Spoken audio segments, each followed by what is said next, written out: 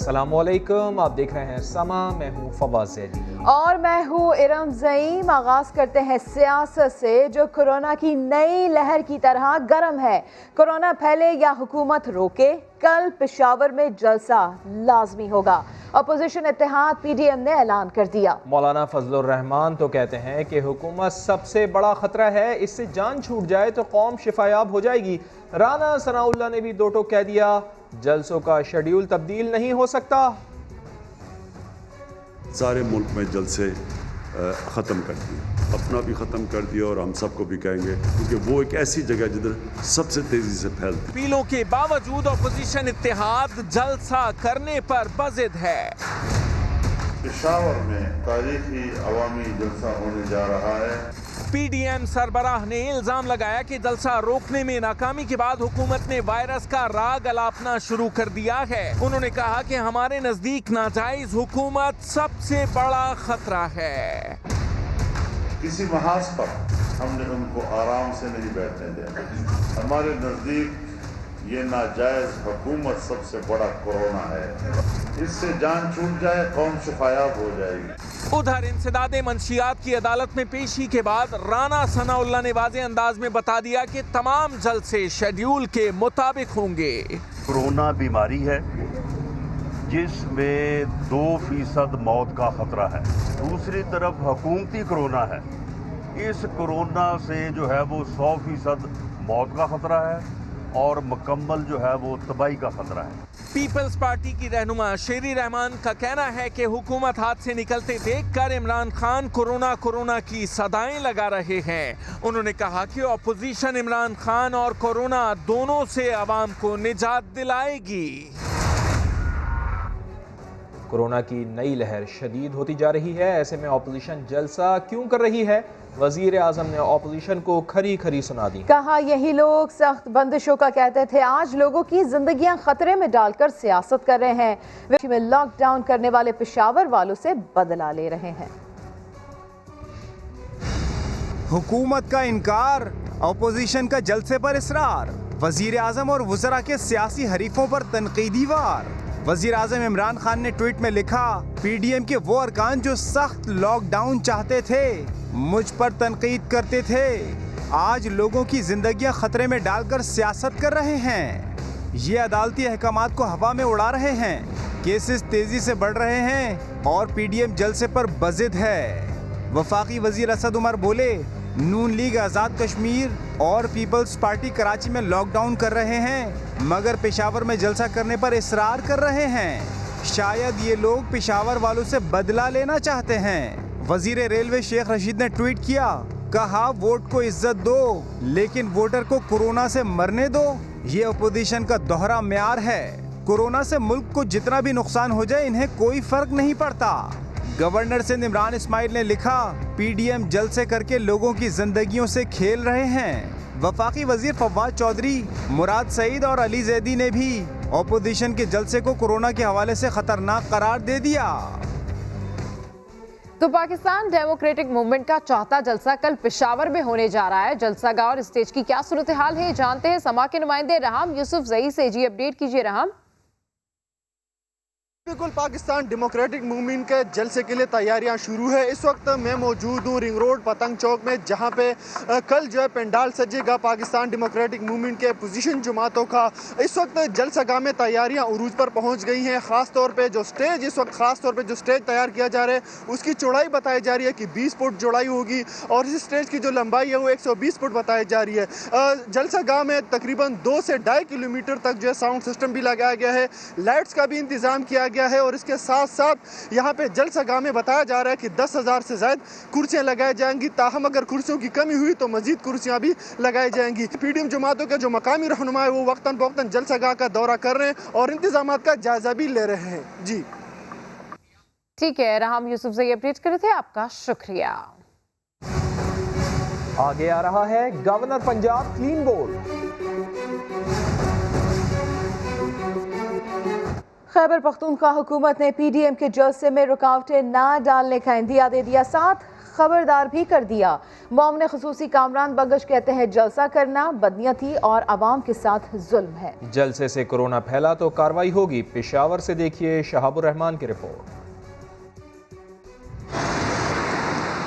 PDM के पेशावर में जलसे की हुकूमत तो इजाज़त देने से इनकारी है, मगर इसको रोकने के लिए कोई इक़दामात भी नहीं कर रही। अवामी इज्तिमा से वज़रा को फिक्र भी है। कहते हैं कि जलसे के बाद कोरोना सूरत हाल अबतर हुई तो कार्रवाई करेंगे। हमारे डॉक्टर्स, फ्रंट लाइन वर्कर्स जो है वो शहीद हो गए, हमारे बच्चों के स्कूल्स बंद हो रहे हैं, हमारी बिजनेस कम्युनिटी को इकोनॉमिक हिट आ रही है। इन सारी चीज़ों को मिलाकर अगर जलसा हो रहा है तो ये बदनीयती है और ये पेशावर के लोगों के साथ जुल्म है। हेल्थ प्रोफेशनल को भी पेशावर में मुतासरा अफराद की बढ़ती तादाद से फिक्र है। वो भी अपील कर रहे हैं हिफाजती तदाबीर इख्तियार करने की। जो सेकेंड वेव होती है वो बहुत ख़तरनाक होती है, क्योंकि उसमें जो वेरुलेंस होता है, जो इन्फेक्टिविटी होती है, जो अमवात की शरह होती है वो बहुत ज़्यादा होती है। इस वक्त जो मैं मासिस को पैगाम दूंगा वो यही होगा कि भाई जितनी आप लोग एहतियाती तदाबीर कर सकते हैं वो करें, क्योंकि हॉस्पिटल्स पे लोड बढ़ रहा है। वज़ीर सेहत का कहना है कि सियासी जलसों से कोरोना सूरत हाल मजीद तशवीशनाक हो रही है। गुज़िश्ता 3-4 दिनों में औसतन कोरोना में 12% इजाफा हुआ है। कैमरामैन आबिद खान के साथ शहाबुर रहमान, समा, पेशावर। वज़ीर आला पंजाब की मुआविन खुसूसी फिरदौस आशिक अवान की अपोजिशन पर तनकीद कहती हैं अपोजिशन को समझना चाहिए कि ज़िंदा रहे तो सियासत होती रहेगी। लफ्जी बाउंसर्स के साथ साथ तकरीब में बॉलिंग भी खूब कराई और अपनी ही टीम के खिलाड़ी को आउट कर दिया। दानियाल उमर की रिपोर्ट। गवर्नर हाउस लाहौर में सजी रंगारंग तकरीब। चाइल्ड प्रोटेक्शन ब्यूरो के पास मुकीम नादार और मुस्तहिक बच्चे शरीक हुए। दोस्ताना मैच भी खेला गया। वजीर आला पंजाब की मुआविन खसूसी ने भी बॉलिंग कराई और चौधरी सरवर को बोल्ड कर दिया। मीडिया से गुफ्तगू करते हुए फिरदौस आशिक अवान का कहना था कि हमारी ख्वाहिश है ऑपोजिशन को समझाया जाए कि जिंदा रहे तो सियासत होती रहेगी। निगोशिएशन से, डायलॉग से अपोजिशन को एंगेज करके इस बात पर राजी किया जाए कि आप जिंदा होंगे तो सियासत भी होगी, जलसे भी होंगे। गवर्नर पंजाब ने कहा कि इमरान खान ने गरीब आदमी की मुश्किलात को सामने रखते हुए स्मार्ट लॉकडाउन की पॉलिसी अपनाई। सियासत करने में बड़ा वक्त है, हम पहले लोगों की जानें बचाएं। देखें, पहली दफ़ा कोरोना कंटेन हुआ है, इसमें गवर्नमेंट की बड़ी ज़बरदस्त पॉलिसियाँ थी, स्मार्ट लॉकडाउन था, फिर हमारे डॉक्टर्स ने, नर्स ने बहुत बड़ी कुर्बानियाँ दी हैं। तकरीब के दौरान बच्चों में इनामात भी तकसीम किए गए। कैमरामैन खुरम फयाज के साथ दानियाल उमर, समा, लाहौर। मौलाना फजल रहमान, बिलावल और मरियम के इत्तेहाद में इत्तेफाक नजर नहीं आता। बिलावल मास्क लगाते हैं, मौलाना फजल रहमान कभी मास्क को खातिर में नहीं लाते और मरियम नवाज एक दफा ही मास्क लगाई हुई नजर आई। जमातें अलग, सियासत अलग, बयानी अलग, सोच अलग और तो और मास्क पर ख्यालात भी अलग। सिवाय हुकूमत गिराने के एजेंडे के इन जमातों में कोई इत्तेहाद नजर नहीं आता।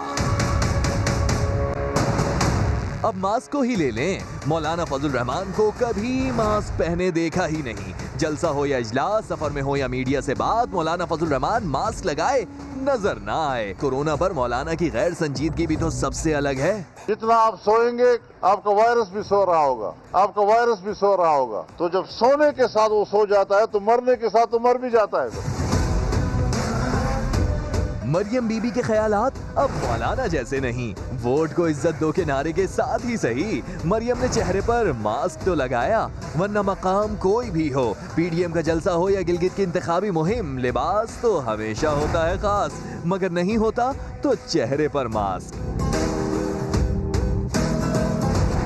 और बिलावल इस मामले में मौलाना और मरियम दोनों से सोच बिल्कुल अलग रखते हैं। जब से कोरोना आया है, बिलावल किसी मकाम पर बगैर मास्क दिखाई नहीं दिए। जैसा होता है लिबास वैसा ही लगाते हैं मास्क, और जो ना लगाए उसे हिदायत भी करते हैं। मैं कोशिश कर रहा हूँ कि अपने लोग को इनकरेज करूँ कि मास्क पहनो, मगर इनकी हिदायत का असर इत्तेहादियों पर नहीं होता। मुकम्मल लॉकडाउन कहाँ, बताएंगे आपको इसी बुलेटिन में। सियासतदानों ने महलिक वबा पर लापरवाही दिखाई तो कोरोना का भी मिजाज बिगड़ता गया। 1 नवंबर को यौमिया केसेस की तादाद 1123 थी, जो अब यौमिया 2800 तक जा पहुंची है। पीडीएम के जलसे जो है ये कोरोना को जो है ये भगा देंगे इंशाल्लाह। जितना आप सोएंगे आपका वायरस भी सो रहा होगा। सोने के साथ वो सो जाता है तो मरने के साथ तो मर भी जाता है। हर सूरत में हम जलसा-ए-आम करेंगे। कोरोना की आड़ में पाबंदी लगाना और जलसों के ऊपर खौफ की अक्कास है। आप मेरे ख्याल में कोविड-19 की बात कर रहे हैं, तो हम तो कोविड-18 के साथ नबर्द आज़मा हैं। सेकेंड वेव पे बहुत खतरनाक भी हो सकता है। हमारा जो प्रोग्राम है वो जलसों के हैं, लॉन्ग मार्च के हैं। अब ये बहस जो है ये ख़त्म हो जानी चाहिए कि जी कोरोना आ रहा है, जलसे से आ रहा है, जलसे से जा रहा है। एक कोरोना बीमारी है जिसमें 2% मौत का खतरा है। कहा कि कोरोना का खतरा हमारे नज़दीक ये नाजायज हुकूमत सबसे बड़ा कोरोना है। इससे जान छूट जाए कौम शिफायाब हो जाएगी। कोविड-18 हम हर हाल में जलसा करके रहेंगे।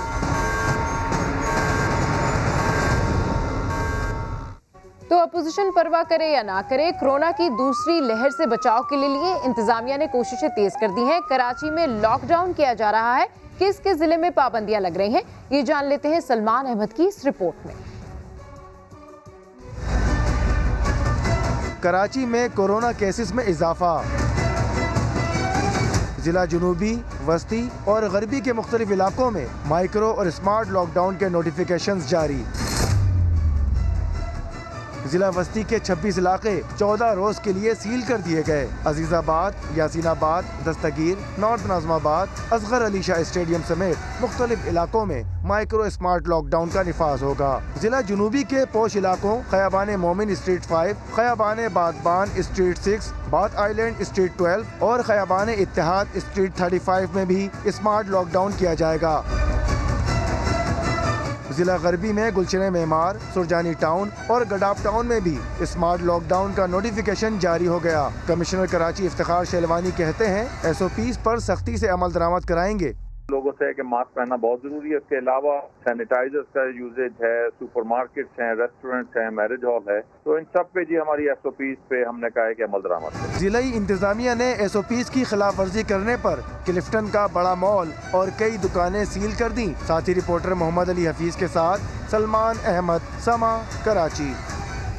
सिंध के तालीमी इदारों में 2 माह के दौरान 2000 से ज़ायद कोरोना केसेस। ज़िला शर्क़ी सबसे ज़्यादा मुतासर है। तालीमी इदारे बंद करने हैं या नहीं, हतमी फ़ैसला 23 नवंबर को NCOC के इजलास में होगा।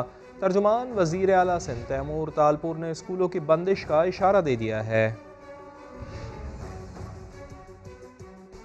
कराची के जिला शर्की के तालीमी इदारों में कोरोना के सबसे ज्यादा 320 केसेस रिपोर्ट हुए। जिला सेंट्रल के तालीमी इदारों में 245 केसेस रिपोर्ट हुए। सिंध में 1519 सरकारी और 486 निजी तालीमी इदारों में कोरोना केसेस रिपोर्ट हुए। सबसे ज्यादा सेकेंडरी स्कूल के तलबा और असातिज़ा समेत अमला मुतासिर हुआ। सेकेंडरी स्कूल्स में 2 माह में कोरोना के 899 केसेस, जबकि कॉलेजेस में 429 और यूनिवर्सिटीज में 376 केसेस सामने आए। प्राइमरी स्कूल के 258 बच्चे और मिडिल स्कूल्स में 38 केसेस रिपोर्ट हुए।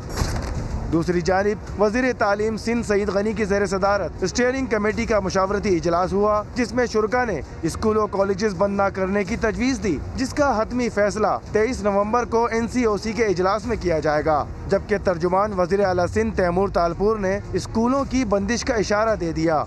लोग अगर ख्याल नहीं कर रहे तो मजबूरन हमें स्कूलों को बंद करना पड़ेगा। कल मीटिंग होगी जिसमें डिसाइड किया जाएगा कि हम स्कूल बंद कर रहे हैं और अगर कर रहे हैं तो कब से कर रहे हैं। तैमूर तालपुर का कहना है कि केसेस काबू में ना आए तो स्कूलों को बंद करना पड़ेगा। वबा का फैलाव रोकने के लिए इक़दाम किए जा रहे हैं। पाकिस्तानियों के लिए अच्छी खबर, कराची डाउ यूनिवर्सिटी में बनाई गई कोरोना से बचाव की दवा का कामयाब तजर्बा कर लिया गया। डॉक्टर्स के मुताबिक इंजेक्शन लगने के बाद मरीजों की हालत बेहतर हुई है। ये इंजेक्शन कैसे बना, कितना असरअंदाज है, इसकी तफसील जानिए मुदस्सिर नज़ीर की इस रिपोर्ट में। कोरोना के वार रोकने के लिए पाकिस्तान की बड़ी कामयाबी। डाउ यूनिवर्सिटी कराची ने कोरोना का जोर तोड़ने के लिए इंजेक्शन तैयार कर लिया। डॉक्टर शौकत के मुताबिक कोरोना से मुतासरा मरीज पर तजर्बा कामयाब रहा। इंजेक्शन लगने के बाद कोरोना के मरीजों में बेहतरी नजर आई। शदीद बीमार मरीजों में इंजेक्शन से रिकवरी 100% रही। वो पेशेंट जो आईसीयू में चले गए और आईसीयू में जाने के बाद जिन पेशेंट को हमने लगाए उन पेशेंट में हमें 60% रिकवरी मिली है। इंजेक्शन कोरोना के सेहतयाब मरीजों के प्लाज्मा से बनाया गया। वो 50% पेशेंट जिसको हमने इन्फ्यूज किया है CIVIG से, उस पेशेंट के अंदर 5 दिन के अंदर लोगों का डिस्चार्ज हुआ है हॉस्पिटल से, जो कि एक बहुत बड़ी कामयाबी है। कोरोना के खिलाफ जंग में डाउ यूनिवर्सिटी की जानिब से ये इंजेक्शन न सिर्फ पाकिस्तान बल्कि पूरी दुनिया में कोरोना का शिकार मरीजों के लिए किसी नेमत से कम नहीं। मुदस्सिर नजीर, समा, कराची।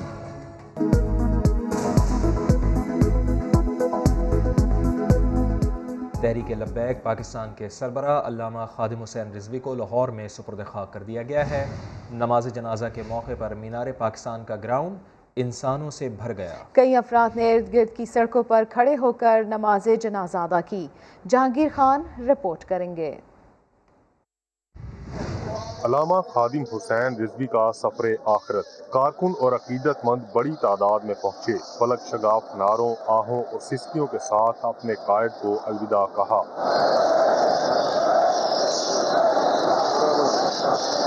चौक यतीम खाना से जस्दे खाकी को मीनार पाकिस्तान तक लाने में तकरीबन 4 घंटे का वक्त लगा।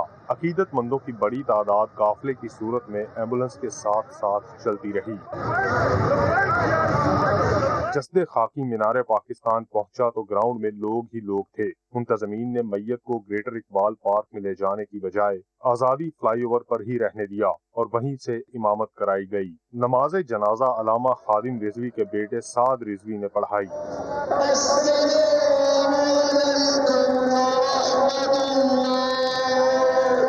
इस मौका पर ऐलान किया गया कि तहरीक लब्बैक के नए सरबराह मरहूम के साहबजादे अल्लामा साद रिजवी होंगे। अल्लामा खादिम रिजवी की तदफीन चौक यतीम खाना में वाक़ मदरसा सैयदना अबू ज़र गफ्फारी के अहाते में की गई। कैमरा टीम और रिपोर्टर दानिया उमर और मोहम्मद कुर्बान के साथ जहांगीर खान, समा, लाहौर। कराची में टिकटॉक एक और नौजवान की जान ले गया। गुलिस्तान जौहर में स्कूल का सिक्योरिटी गार्ड वीडियो बनाने के दौरान गोली चलने से दम तोड़ गया। पुलिस ने जिला अस्पताल से कार्रवाई के बाद लाश वर्सा के हवाले कर दी। अहमद रहमान खान की रिपोर्ट। 23 साला सलामत सिक्योरिटी गार्ड होने के साथ टिकटॉक बनाने का भी शौकीन था।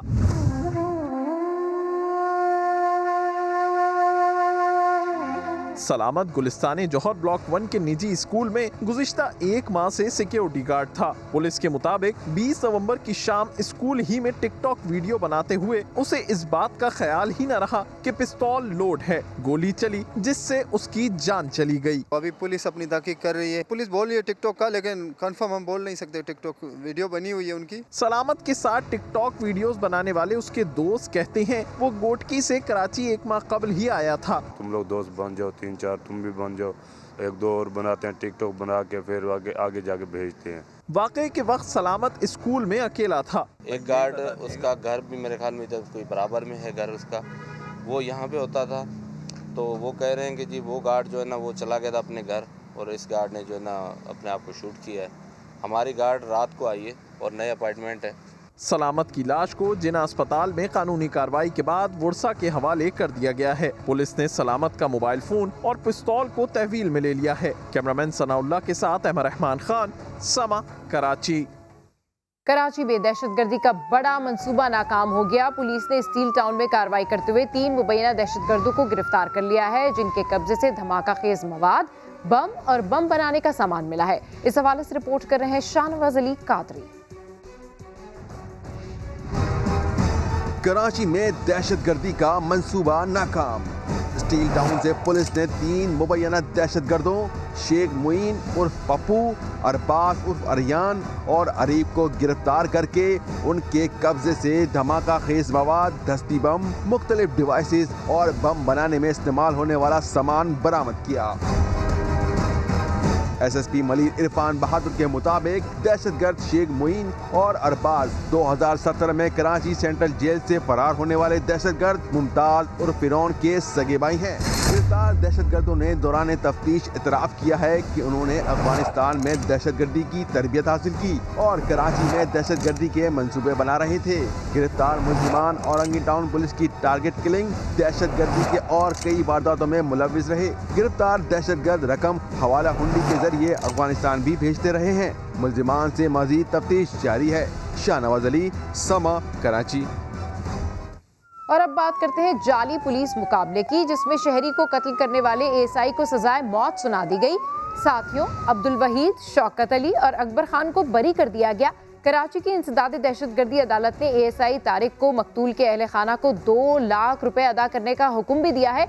2018 में शाह फैसल कॉलोनी में पुलिस एहलकार ने रक्षा ड्राइवर की जान ली थी। मकतूल का दोस्त फायरिंग में जख्मी हुआ था। मरियम नवाज के कमरे पर छापा और कैप्टन रिटायर्ड सफदर की गिरफ्तारी। पाक फौज के बाद सिंध हुकूमत की कमेटी ने भी रिपोर्ट तैयार कर ली है। रिपोर्ट में इक़दाम को कानून से मावरा करार दिया गया है। संजय साधवानी की रिपोर्ट। 18 और 19 अक्टूबर को कराची में मरियम नवाज के होटल के कमरे में छापा और कैप्टन रिटायर्ड सफदर की गिरफ्तारी कानून से मावरा करार। पाक फौज की जानिब से तहकीकात के बाद सिंध के वुज़रा पर मुश्तमिल कमेटी ने भी हतमी रिपोर्ट तैयार कर ली। वुज़रा इंक्वायरी कमेटी ने कैप्टन रिटायर्ड सफदर के खिलाफ मुकदमे को इख्तियारात से तजावुज़ करार दिया। इंक्वायरी कमेटी की रिपोर्ट में दस्तावेजात और तस्वीरी शवाहिद को भी शामिल किया गया है। ज़राए के मुताबिक कैप्टन रिटायर्ड सफदर की गिरफ्तारी और इदारों के दरमियान तसादुम का जिम्मेदार PTI रहनुमाओं को करार दिया गया है। रिपोर्ट में पुलिस के किरदार, PTI अरकान और तीसरी कुव्वत के दबाव का भी जिक्र किया गया है। रिपोर्ट पब्लिक करने या न करने के हवाले से भी फैसला किया जाएगा। संजय साधवानी, समा, कराची। अपोजिशन आलमी सियासत का अलकार बनने जा रही है। इंतशार फैलाकर हुकूमत के लिए मसाइल खड़े करना चाहती है। वज़ीर रेलवे शेख रशीद ने बड़ा दावा कर दिया। कहते हैं कोरोना फैला तो कौम डूब जाएगी। इमरान खान की हुकूमत कौमी असम्बली के सिवा कोई नहीं गिरा सकता। वो समा के प्रोग्राम सवाल में गुफ्तगू कर रहे थे। पोजीशन तसादम चाहती है। आप लोग इस सारे सिस्टम को उस बंद गली में न ले जाएं। सिस्टम का मसला ही जो है वो सवालिया निशान बन जाए। कोरोना फैल जाता है तो ये कौम ही डूब जाएगी। पाकिस्तान की सरहदों से ज़्यादा पाकिस्तान को अंदर से ख़तरात हैं जो इंटरनेशनल सियासत बन रही है, जिसके ये आलाकार बनने जा रहे हैं, ताकि इंतशार और खदफशार मुल्क के अंदर इतना फैल जाए कि हुकूमत के लिए मसले पैदा हो जाए। फरवरी तक इस सारी तहरीक का भी फैसला हो जाएगा और जिस वक्त ये तहरीक नाकाम होगी उस अंदाजे के लिए तैयार रहें कि इमरान खान बहुत स्ट्रॉन्ग प्राइम मिनिस्टर होगा। और अभी आपको बताते हैं कि PTI ने कराची के लिए क्या किया। 1100 अरब रुपए के पैकेज का क्या बना। वफाकी वजीर असद उमर इस बार भी कराची आए तो सवालों में घिर गए। क्या बोला आपने जो सवाल किए सर, आपने ट्रेन की बात की। अभी तो मैंने आपको ट्रेन का कोई मुश्किल से 30 सेकंड पहले बताया था। कराची आए और फिर घबराए। वजह जानने के लिए 30 सेकंड पहले क्या हुआ ये देखना होगा।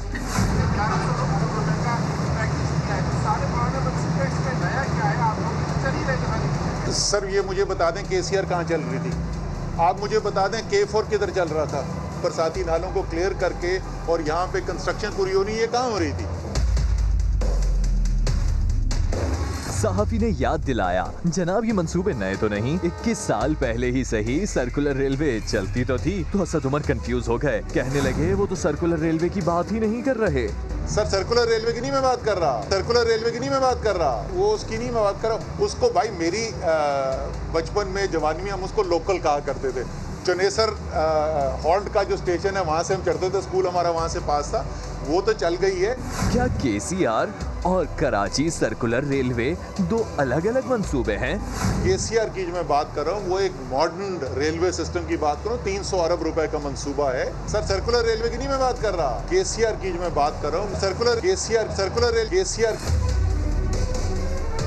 KCR यानी कराची सर्कुलर रेलवे। मगर मौसूफ वजीर ने इस एक ट्रैक पर 2 ट्रेनें उतार दी।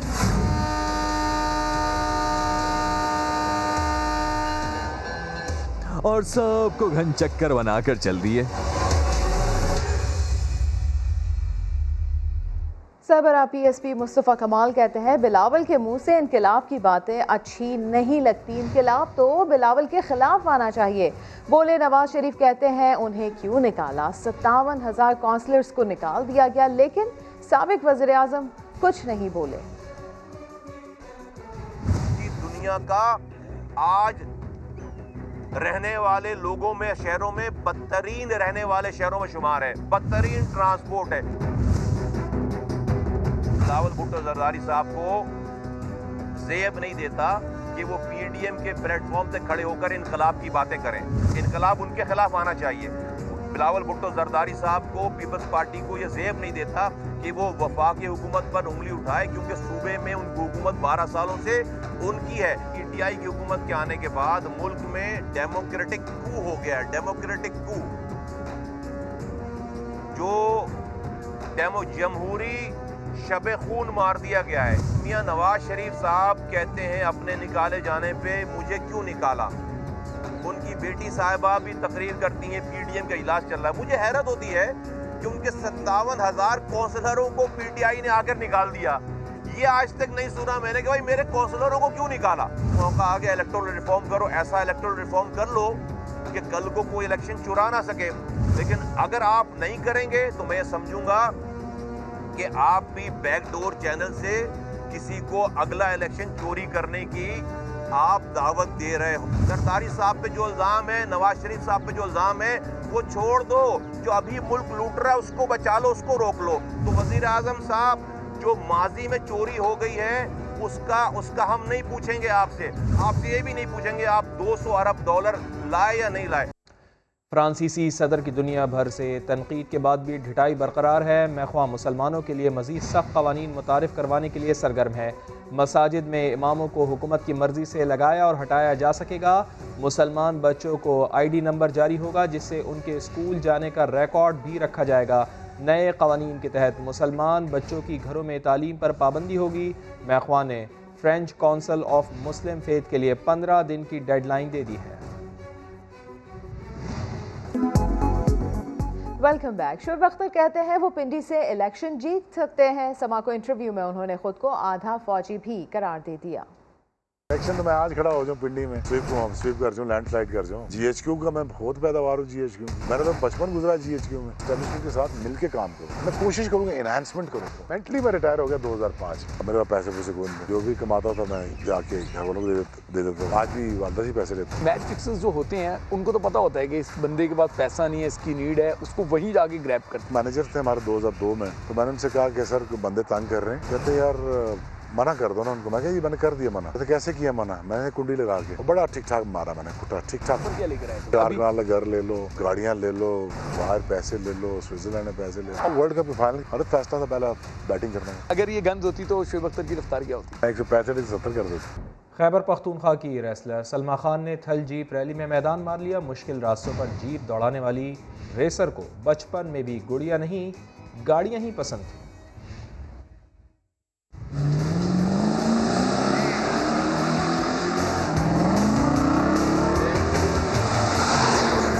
मैंने कभी बचपन में गुड़िया से खेला ही नहीं है। मैंने स्टार्ट ही गाड़ियों से किया। मैं गाड़ियों से खेलती थी।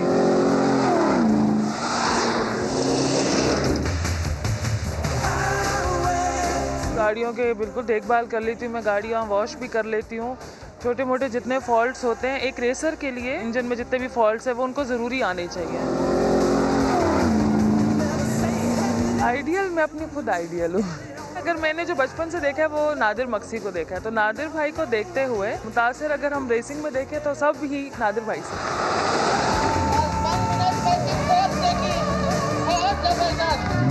मैंने इंटरनेशनल जाना है इंशाल्लाह, और पाकिस्तान का नाम, पाकिस्तान का झंडा, फर्स्ट फीमेल होंगी कि मैं जाऊंगी। लड़कियों के पास इतने वसाइल ही नहीं है कि वो इतने एक्सपेंसिव जो है स्पोर्ट्स में आ सके। ये तो हुकूमत का काम है। जैसे कि मैं भी स्पॉन्सर्स मेरे पास ना हो तो मैं भी ये रेस नहीं कर सकती।